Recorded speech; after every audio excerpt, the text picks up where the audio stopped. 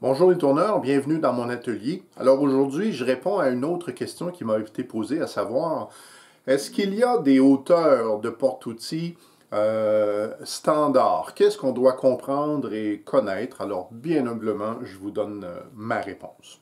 Quand j'ai acheté mon tour le 2436, eh bien, il vient avec ce porte-outils énorme et qui, à l'occasion, était beaucoup trop gros pour mes besoins. J'en ai un tout petit.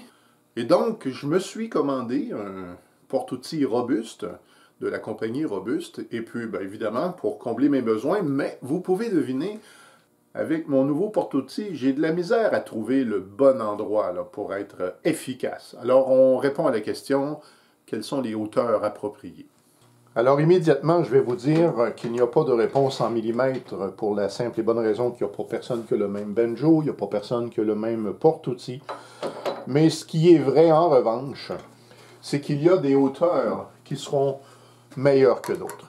La réponse courte, c'est que dépendamment du tranchant de l'outil, il y aura une hauteur qui sera la plus optimale et c'est à vous de la trouver, cette hauteur-là.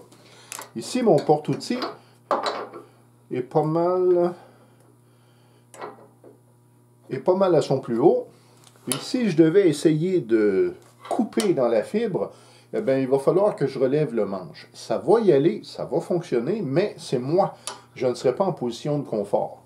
Alors, la réponse, une des réponses, c'est que la hauteur du porte-outils doit vous permettre de présenter le tranchant d'une manière optimale, en même temps que vous soyez confortable.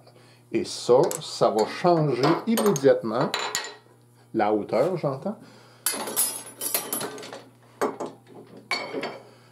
Vous changez de porte-outils, eh bien, ce porte-outils-là, il va falloir que je m'ajuste. Ici, je suis trop haut. Et puis, je vais devoir descendre un peu. Comme ça. Et voilà. Première réponse. Je ne souhaite pas passer en revue tous les outils et essayer de faire la démonstration de la hauteur du porte-outils, mais simplement pour vous dire que je crois que la bonne position, c'est un tranchant qui est présenté de façon optimale versus votre corps qui est confortable. Moi ici, le porte-outils est au plus haut et avec la dimension de ma pièce, c'est confortable, ça serait bien. Cependant, ma pièce serait de plus petit diamètre, obligatoirement, je vais devoir descendre mon porte-outils.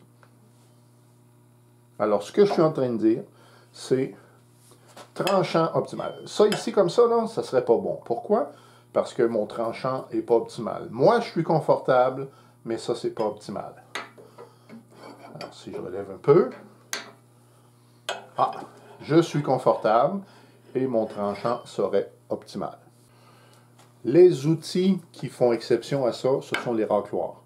Le point de départ du racloir, c'est que, en fait, le tranchant de l'outil doit être au centre de la pièce. Alors, évidemment, ici, vous voyez que je suis trop haut. Et ça pourrait être bon.